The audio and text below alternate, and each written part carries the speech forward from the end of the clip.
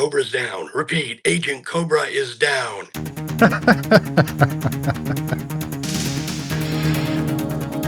Welcome, Syphon Filter fans. Before we start, I wanted to give a quick introduction. This is a remake of the 2020 interview I did with John. This time the audio is in better quality and it's also in video form. It's going to be a recap of the previous interview, but there's also bonus material here. Also, don't forget to join us in our Syphon Filter Discord. The link will be in the video description. Let's begin. And we're live. Good day, Mr. Chacon. How's it going? Hi, how you doing? I am fine, sir. How are you? How are things been since 2020? Last time we spoke. Oh, well, it's been 5 years. A lot has happened, and I'm doing fine. I'm still alive, Glad to hear it. contrary to what my doctors want to say. I see. So, for starters, I wanted to ask, how do we spell your name? Is it Chacon or Chacon? How do you say that, please? It's pronounced Chacon, Right.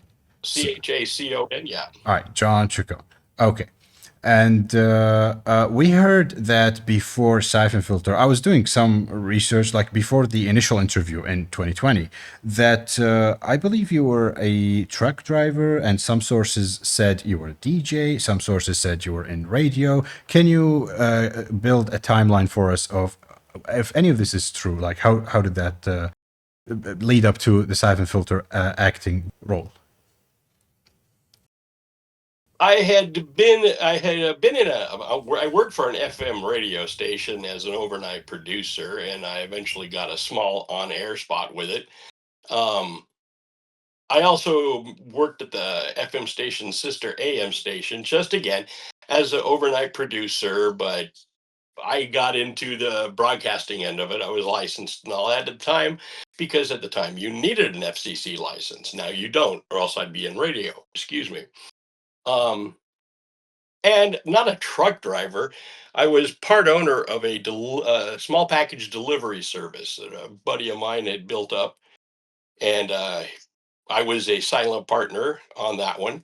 And then I went active, and I was delivering electronic components and circuit boards for the high tech industry. And then I got the job because I had a friend of mine. She was a casting director, and we went to lunch, and she told me all about this project coming up. And because she had known I had been in radio, so she had asked me if I ever thought about doing voice acting, and I never gave it a thought. So she set me up for this casting call, and I sat there with a bunch of other people, and I got the part. I see. And on the IMDb pages, I found someone called also John Chacon, but they said he was an MMA fighter. Apparently, I think it's the same person. We were always like, for the longest time, thinking that MMA fighter is actually the voice actor for Gabe Logan. Don't know who that guy is. I've never been an MMA fighter. I've never been a fighter in my life. So Right. I do know that people confuse that with that person with me, but that's not me. Yes, and since then I've been like for years and years, like searching IMDb, Wikipedia, whatever I can get my hands on, like voice actors webpage or something, until finally someone mentioned they like this is the email of John Chacon and they had like talked to you or something. So I took that, I searched also on Facebook, and like in 2020 I finally like sent an email to one of the emails that claimed to be the voice actor of Gabe Logan, and you responded. That's the story of how we first met in 2020, and we did that initial interview. And you were very gracious with your time to give us a lot of your time back then. So you were telling us about the story of the casting agent who she was like your friend and invited you to this event or like a job opening in the 989 studios, right? Yeah, she told me they were having open casting for a video game for the Sony PlayStation, and she asked if I was interested, and I said, yeah, sure, whatever. And she gave me the sides of Logan, and she gave me the sides of the bad guy, and she said that the Logan was being looked at as a Harrison Ford type character, and the chief bad guy, who I can't remember his name now, he was more of a Jack Nicholson. I wanted the bad guy part, but she said go for Gabe Logan because there might be additional installments. I believe the bad. So I'm sorry. that night I, that's okay. No, the night before I think it was that night. Yeah, that night I rented a bunch of Harrison Ford movies to try and get his style. And the only thing I noticed was that he enunciated most of his words, so I had no idea what to give him. And the next day I went up to the casting call, and they put us in a room with a bunch of PlayStations, and they started calling us. Now I didn't have a PlayStation at home, so I was really hooked on this game I was playing. I don't know what it was. And they kept calling me, and I would tell them, take somebody else, take somebody else, take somebody else. And finally got down to me. I was noticing also that they would take another person in my place. He'd come out in about less than 5 minutes. It's like, okay, they're not choosing yet. When I finally went in there, I sat there. I was probably in that audition studio for about 30 to 40 minutes. Kind of had a hint I got the part. But when I gave them the voice, they asked me to read some sides, and I did. And they had a couch with the producers and decision makers. They had the director running the sound, and they had me with a big spotlight on me. I felt like I was being interrogated. But they asked me to read the part, and I didn't know what to give them, so I gave them what I called a bad Batman Dirty Harry imitation, which is the voice everybody knows now. Right. And all I heard was from the couch was a wow, and it's several of them. And I said, okay, is that a good wow or a bad wow? Then they had me, can you do it over helicopter blades? And they pipe in some helicopter, the sound of a helicopter. So I do it. Can you do it shouting? Can you do it quiet? I told him, look, guys, for what the paycheck is, I'll do it like Mickey Mouse. I don't care. All right. Right. And yeah, and I believe the bad guy's name is Rhoemer, if you remember correctly. Rhoemer, that's it. Yeah. Yeah, Rhoemer, yeah. Interesting. So you wanted to be Rhoemer, the bad guy of the first game, but I'm glad you picked Yeah, Logan because yeah, Logan continued for like 3 games. You were with us for SF1, 2, and 3. 1, 2, and 3, yes. Right. And the voice, you said it's based on kind of the enunciation of Harrison Ford, but also kind of an imitation of Batman, and that's how we got Gabe Logan. It's not your actual speaking voice. It's kind of a role you step into, right? Yeah, it's not my actual. I don't go around sounding like this. That sounds kind of creepy. No, we had at the time, I think Michael Keaton's Batman was out, and I had Dirty Harry to fall back on.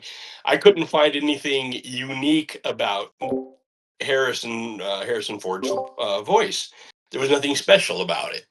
But Dirty Harry has that gritty voice. Batman had that gritty voice, and so I just thought, I don't know what to give him. Let's give him this, and that was a spur of the moment decision. I That see. was right there on the chair with the spotlight. I see. I see. Gabe's personality in the first 3 games, he's very stoic, right? So were Yeah, you were you trying to convey that through the voice lines delivery? yeah. I would. What I would do is I was in the studio. I never met any of the other actors, and I was in just this one room studio with the script in front of me, a microphone, and of course the music stand for the script. And I would they would, okay, we're going to do this part, and I would do the part, and the director would come back, okay, do it this way, okay, do it that way. So to say I intentionally made him stoic, I don't think that's my creation as much as it's with the directors and the sound engineers creation. I see. I see. Well, Because yeah. he would have me do this line, and like we would do one line, I don't know, 30 or 40 times, and he'd say, okay, move, okay, next line. So I figured he got what he wanted. And he actually commended me for that. He says, you don't say you after I say, he told me that after he said, move on to the next one, that I never came back with, oh, I think I can do it better. And I told him, I said, well, you're the director. You know what you're looking for. I'm just providing the voice. Right, right. Yeah, I see that. I was gonna ask about. I don't know if you know this. So there are like demo discs for the first Syphon filter that like they're earlier versions of what the first game was gonna be. And did you record any voice lines that are like early in the script for like maybe these demos or like earlier versions that got maybe scrapped, didn't make it into the final product? I don't think so. I think everything. I only saw one demo disc, and I think it used the lines for the from the actual disc. So that demo, I think the earliest demo. So the first Syphon filter was released in 1999. There are Mhm. demos that date back to 98 and 97. Maybe I don't. I want to know when the production for this game started. Like when was the first time you actually started recording? Was it 97, 96? It was 1999, so they must have used a different actor for the. If there was anything different, I saw a demo for the final release. So if there were discs out 97, 98, I wasn't part of that. Right. And I am not sure if those discs have speaking voice lines, so I would have to. Yeah, I would have to double check that actually. Were you at were you in your 20s, like late 20s at the time when you started recording? Let me see. What year is it now? 2025. I'm 62. We did it in 1999. So, nah, probably late 30s. Late 30s. All right. Yeah. Yeah, almost 26 years have passed since then. Yeah. Right. I asked you about recorded lines that didn't make it in the game. Was Gabe Logan taken any like a different direction in the early demos and like his character, his story, and did that get changed later, or was it the same Gabe from the start? To me, I kind of figured it was the same game from the start, just in being involved in different missions. When he went to when the other actor voiced Gabe Logan, from what I've read and seen, like I say, I haven't played any of the three games that I was in. From what I've read and seen, it seems like they took Gabe Logan into a different direction. When I when I voiced Gabe Logan initially, he didn't have girlfriends or anybody like that. He was just very A to B, get the mission done, that's it. And then I find out surprisingly that they killed him off. Well, like I told you earlier, I didn't die. No, they did. Yeah, Gabe is still alive. You can see him here, Yeah, folks. He's right here with us. yeah. That was a different Gabe Logan. It could have been a mole or what's it called, doppelganger. Yeah, It's probably a spy from the Metal Gear franchise. He's probably working for the yeah, other side. Yeah, yeah. could be. Yeah, body double. I mean, we had to quarterback sneak. We had to throw the guy off over here so Gabe Logan can go do other things. You heard it here first, But now folks. I'm back. Gabe Logan is still alive and he's right here. All right. Yeah, so like you said, he didn't have like girlfriends. Like in the later games, I think Dark Mirror, Gabe has an ex-girlfriend, and And there a are child apparently. yeah, and James Arnold Taylor voiced the later installments. He was kind of doing. He does imitations a lot. So I think he was doing an imitation of you. So he's trying to do what you did actually. Okay, but yeah, I found it funny. I mean, he's a much more accomplished voice artist than I am, and he's honestly an actor. And but what I found funny was the first time I heard one of the later installments. I found it funny hearing a guy doing what I call a bad imitation of me, and I was doing a bad imitation of Batman. So I found it quite hilarious. Yeah, yeah. It kind of evolved into its own thing, but the original voice was kind of getting lost. Now we're transitioning into some sort of hybrid Batman, someone trying to sound very like tough or something. He's, It's not the original. I'm not saying it's bad. I'm not throwing shade at the guy or oh, like, no, no, yeah. no. I don't say it's bad either. Like I said, he's a much more accomplished voice actor than I am. Heck, I just watched I can't think of what it was, but it was a Disney movie, and he had voiced one of the characters on there. It's like, hey, I know who that guy is. Right, but accomplished aside, like you did this one role and for this one game, and you resonated with fans more than any other character in the franchise. So kudos to you, sir. Yeah. Do you have Well, any? that Oh, go ahead. go I'm ahead. sorry. No, no, go ahead. I'm sorry. I would say that's good to hear. I am completely. I'm really still, even now, even it's been 5 years since you contacted me. When I first moved out here to the Midwest from California, I was going to show somebody the Syphon Filter 2 commercial online, and I was surprised at all the fans at that point. And honestly, it kind of made me feel weird. And even now, it's like I just can't believe there's this many fans out there. Do people still like in your community, town, family, relatives? Do they like know how people are obsessed with the voice of Gabe Logan? Do they come to you and ask you to do lines or something? No, they don't have to do lines. We tell people like get-togethers, like Christmas parties with the family and all that. And yeah, I just tell them, hey, go online and look. And then next time I see them, they'll say, "You're right. You have a fan base." And it's like I know, and to me, it was just a gig, something I did. I didn't realize. I mean, it's like when I had my own company, it's something I did.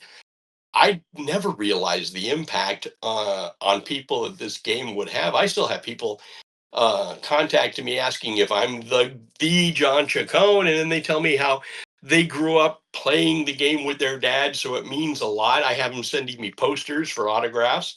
Sure, I'll autograph them. That's fine if it means something to people.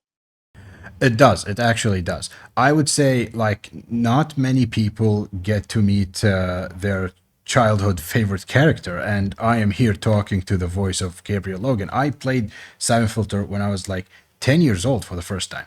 So this is really surreal to me that I'm talking to you. So again, thank you very much for giving us this time and like it's very passionate. I feel very passionate right now when I'm talking to you. Is what I want to say.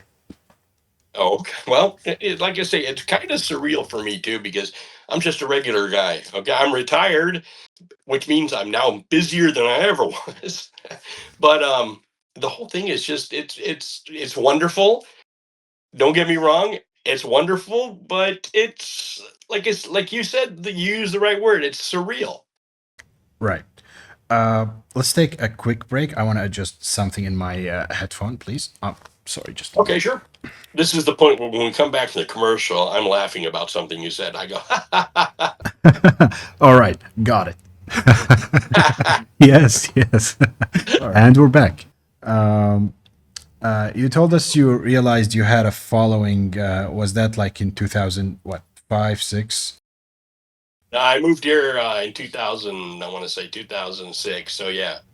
So it was probably about a year after that. I was happened to be with a friend at the library, and I used one of their computers. And okay, that was somebody had made a tribute to me with all the cutscenes, and it's like, okay. And I had to really take a minute to think about this because it's like at first it's like that's kind of weird, but I didn't know the impact that the game had. Right. Yeah. And I believe I told you about the Omega Strain. It's the game after SF3. It's the fourth game, and Okay. I realized you weren't in that, but that game in particular it has co-op online. So like people play the mission together, not against each other. It like takes Mhm. coordination and stuff like that. So today we this is the most played game in the franchise, like Oh, because it's very hold on, technical. hold on, Oh, I'm hold sorry. on. I lost you for some reason. All right, so I was telling about the fourth game in the franchise, the Omega Strain, I was saying that it has online co-op, and people like play this game the most because it's not it has story, and its story is kind of has depth, but it's also more technical than any other Siphon filter, and it's on PS2, so the graphics, the gaming moving mechanics are much more fluid. So people play this more than anything else. I mean, I still stream on my channel the original Siphon filter, but when I Mhm. want to play with friends, like get together in the community, we play Omega Strain because it has co-op. So I was wondering, would it be possible for you to give us some of Gabe's lines from the Omega Strain? I can give it a try. Hold on. All right. Let me take my glasses off so I can read it. Okay, let me get into the voice first of all. Copy. I'm on my way. Let's try it. Does that sound close enough? It is, sir. I love it. Leon and I will go to Uganda. Oh my god. I'm counting on you. Thanks. It's like a hydra. I move quietly. I strike quickly. I leave nothing to chance. Good work. Plant the rest. Cobra's down. Repeat. Agent Cobra is down. Leo, stop screwing around. Beautiful. I love it. I love it.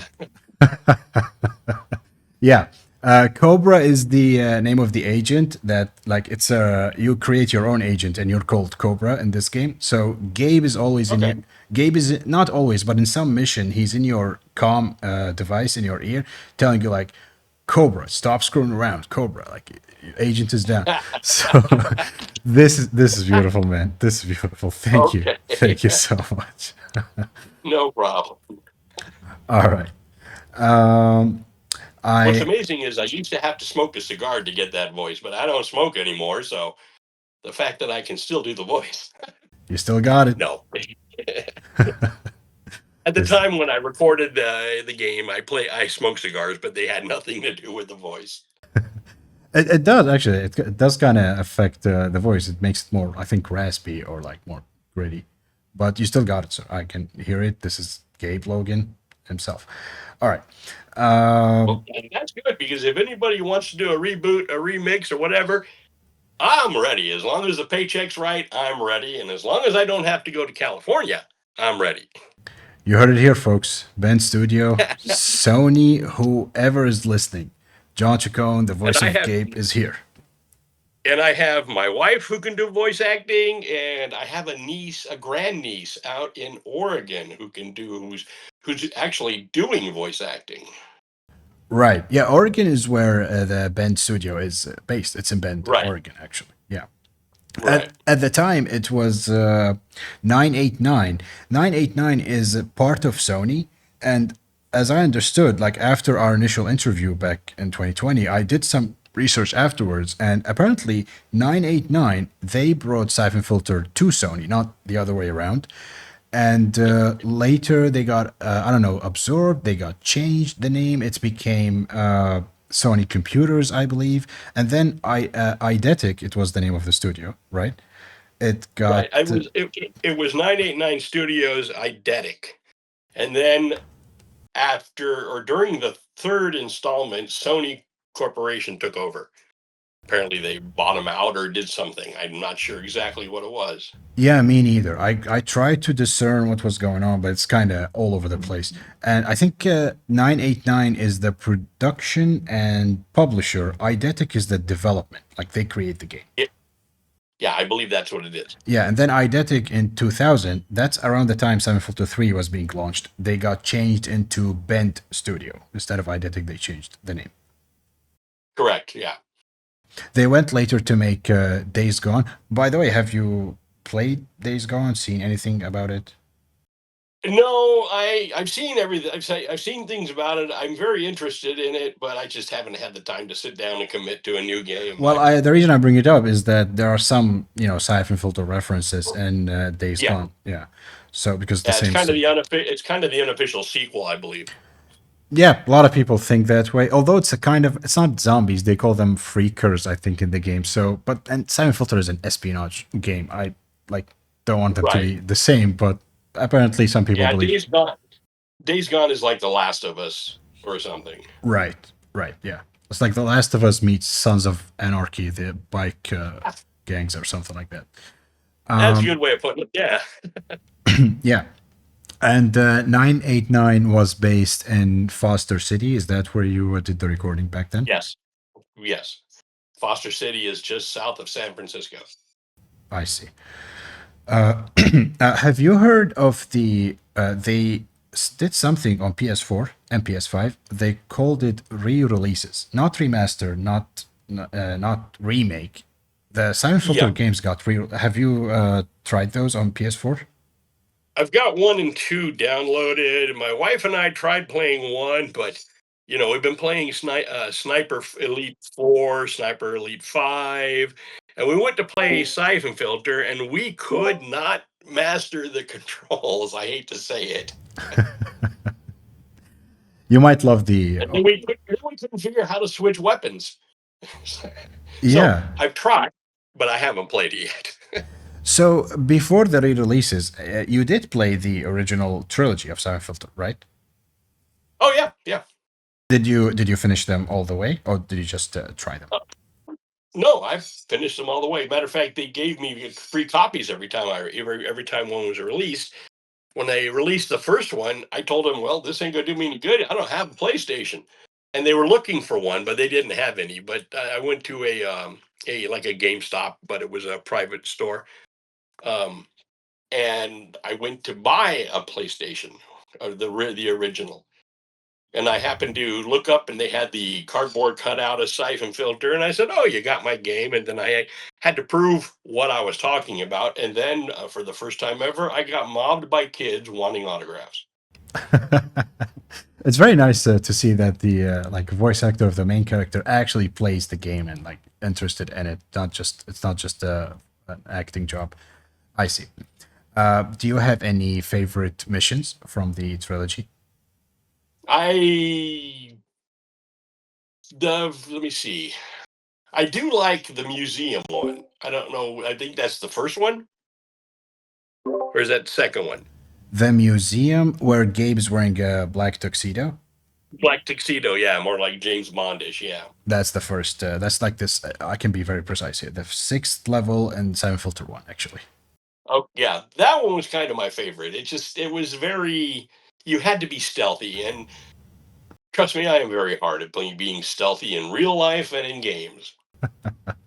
I love the stealth specific. There are like missions in the game that are just pure stealth. These are my favorite. Mhm. I love those. Even in the Omega Strain after, stealth missions are always a highlight for me in Siphon Filter. Do you have any favorite voice lines that you recorded for Gabe? Um, Not particularly. I like doing the whole thing. My favorite line would probably come from the commercial when how about the taser? Yeah, that would be my favorite one because it just the commercial itself has a comedic vein to it, Is and that it's just and you got Gable. I mean, even when I went into the studio to record that commercial, I'm standing from what I can see with a cup with I mean just talent. These guys are doing comedic voices. I'm being Mr. Deadpan Gabe Logan, and it's just I was blown away by their talent, and I'm thinking, any monkey can do the deadpan voice, but no, that'd have to be my favorite, and of course, that's my favorite commercial of all time. is that the commercial where Gabe's on top of a train and he's zapping one of the enemies and they like start Yeah, make it gone? that was the commercial for the second season, second The episode. second, yeah, second game, right? Siphon Filter 2. So yeah, that's the commercial. Yeah, the taser. Awesome, awesome. All right, you told us in the you told us before that you did other voice work other than Siphon Filter. Afterwards, I worked on a couple of projects and never came to fruition. One of them, I played the part of Red Skull for a Captain America video game that was going to come out. that one I actually went down to LA. I actually met Stan Lee, but it never came to fruition. So okay. It was a canceled game. You did record, I but yeah, I did record, yeah. I did record the parts, and don't ask me if I could do it now because I don't remember what voice I used. I did a couple other voice parts, minor parts for a couple of projects, but again, I don't remember them. So I see. I see. Yeah. And have you heard about they were gonna do at some point something live action for Syphon Filter, like a movie or a TV series? Was that ever a thing? I I did hear something about that, but that's beyond that. That's as far as it got with me as I heard about it. Right.